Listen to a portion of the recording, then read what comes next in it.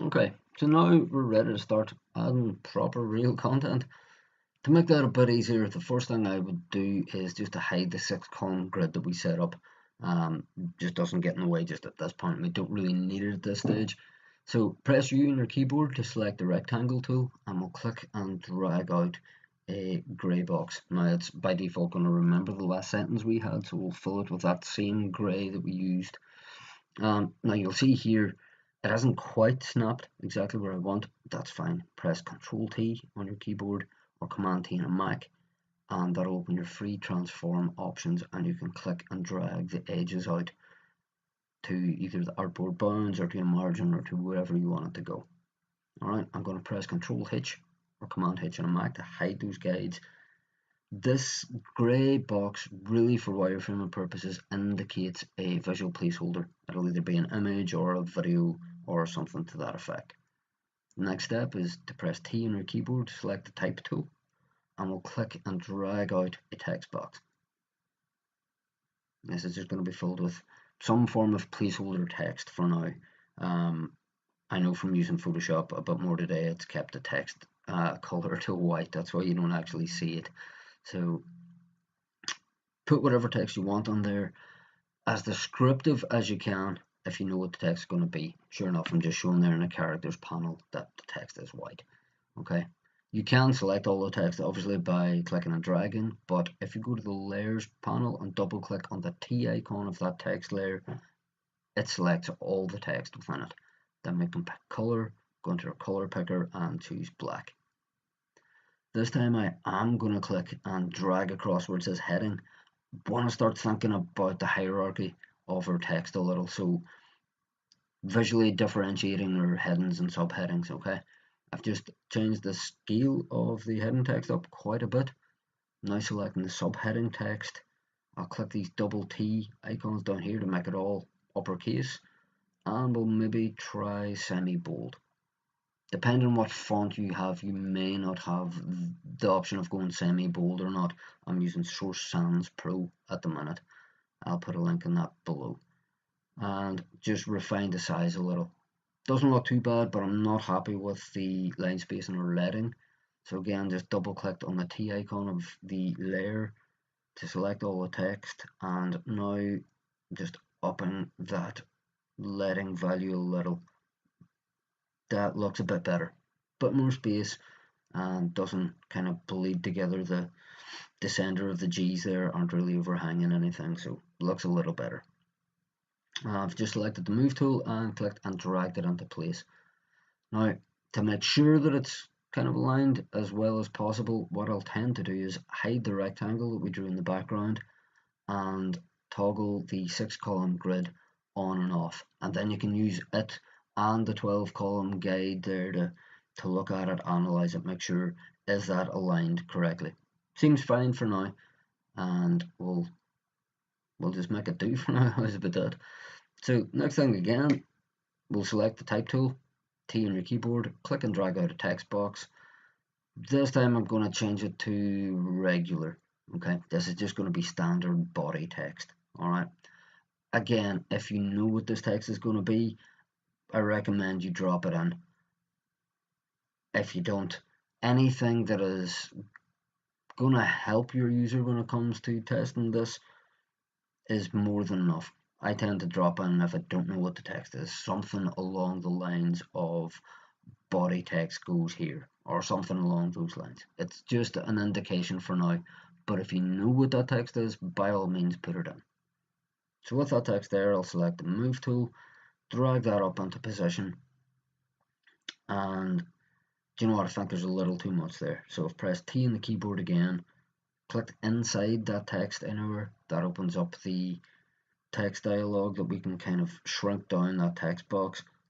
I'll select a bit of it, delete it. Looks a little bit better to me, so back to remove tool, and we'll roughly put that into place, and I can nudge it with the keyboard keys. Again, I'll hide the rectangle we drew and toggle that 6 column grid back on, looking between the 6 column grid and a 12 column grid, and that seems about right. Again, you can go in and refine this a lot more, but for the sake of demonstration, it's perfectly fine. So what I'm going to do is just actually move all of this text up a little bit. So I've selected both those text layers, and with the move tool selected, pressing the up arrow on my keyboard, or what I just done there to nudge it up a lot more is if you press shift and up and down arrows or left and right arrows, you can nudge it by roughly about 10 pixel increments rather than one.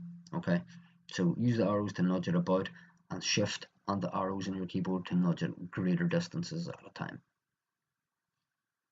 So now I'm just going to name these layers, double click inside it, and I'll call that grey background image placeholder.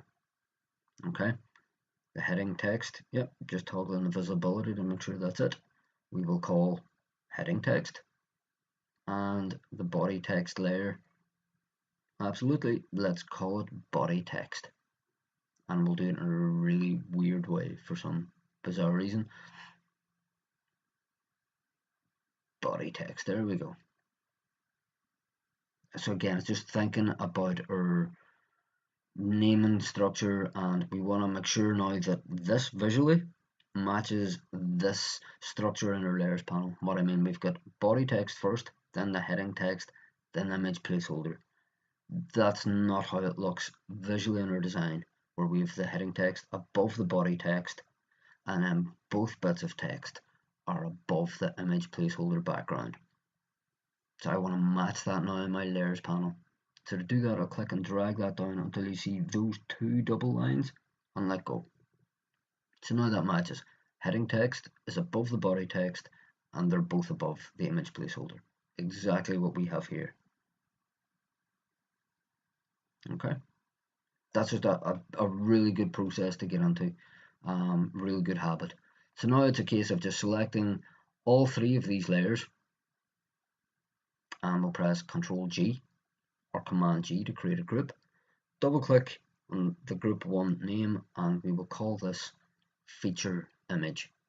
You could call it hero image if you like, you could call it Jemima, you can call it whatever you want.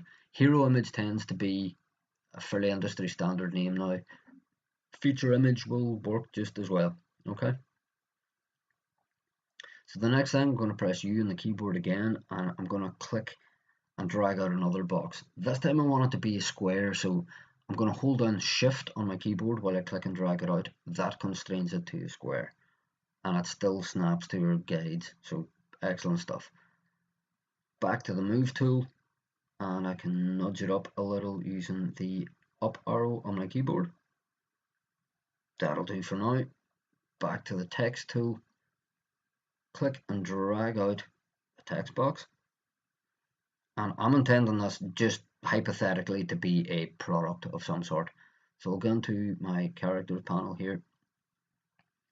I've got black as the color, that's okay, and I'm just going to type product name.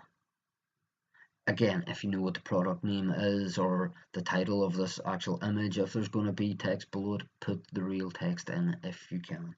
If not, make it something that's generic but pretty descriptive. So now that's there. I'm looking at the alignment, so that's the paragraph panel that I've just opened up, where I've got three options: left aligned, centered aligned, and right aligned. I'm going to select left aligned here, back to the characters panel, and let's see what we'll do. Maybe up the size of this text a little. Try 60 point, bit big perhaps. Let's go down to 50.